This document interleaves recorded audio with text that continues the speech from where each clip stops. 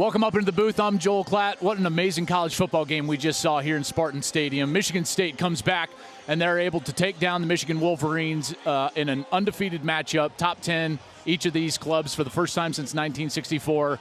I didn't know if the game would live up to the hype of the week, and it absolutely did, and then some. What an amazing game. Congratulations to Michigan State. That was a resilient and rugged victory from that club.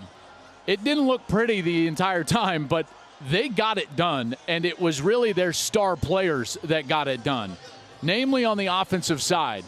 It was pretty apparent that Michigan was going to move the ball pretty well all day long, but they held them to field goals. That's number one. And then when they had their opportunities, the Spartans, they took advantage. Every time that they were able to put together a quality offensive series, they were able to get it into the end zone. They had a couple of two-point conversions in this game. They just countless times kept overcoming adversity, converting, getting into the end zone. And then it was about probably the best player on the field, maybe in America, folks, Kenneth Walker, going off in the second half. His vision and ability to break tackles and create big plays is special. Kenneth Walker over 190 yards in this ballgame and 5 touchdowns, the most in this rivalry's history from any player. He's going to go down in the history books, not as just a great, probably one-year player for Michigan State as a transfer from Wake, but potentially a Heisman Trophy finalist. I think that this guy opened a lot of eyes across the country today, and with the eyes of the country on him, he played his best football. He was sensational. The offensive line did just enough. They were struggling in pass protection, trying to protect Peyton Thorne from Ojabo, Aiden Hutchinson. That pass rush was fierce. So what did they need to do? They needed to run the football, and they were able to.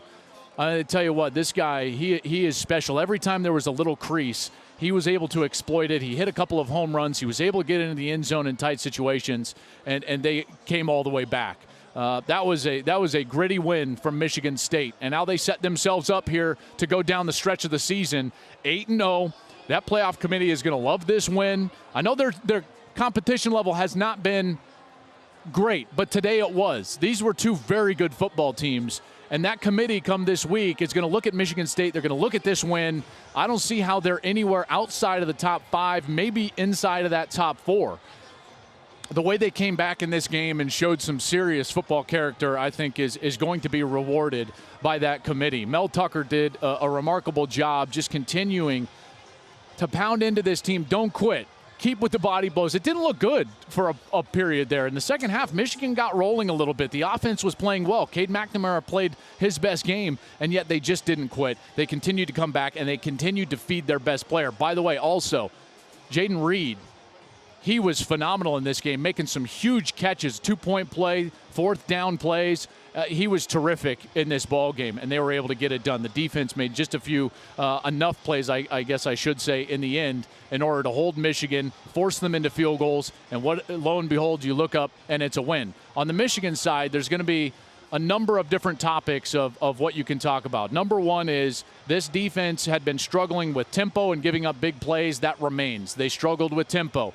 Every time that you saw Michigan State hurry to the line of scrimmage after a conversion, Michigan wasn't aligned, and a couple of times they got substitution penalties. That's one. They didn't tackle well at the second level, and that allowed Kenneth Walker to have some of those big runs.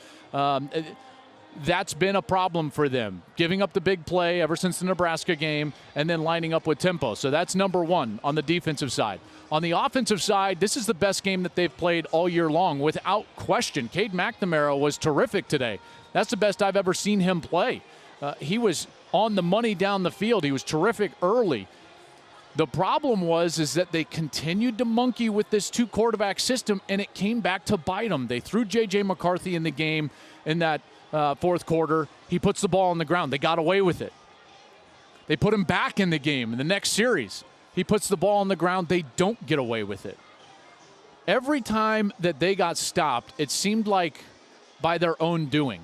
Now, granted, Michigan State forced some field goals. There's no doubt. But early in the game, Blake Corum dropped a sure third down conversion. Might have been a touchdown.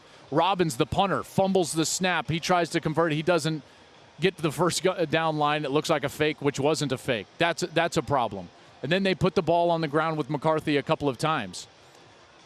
That's going to be a frustrating and disheartening loss for Michigan, in particular putting up over 500 yards of offense, getting what you need out of the passing game, which was the question coming in here, and not coming away with the victory. Has to be frustrating. There's no doubt. Caden McNamara played great, and I think if he was on the field exclusively in the fourth quarter, it could have been a different outcome, potentially, based on those footballs hitting the ground.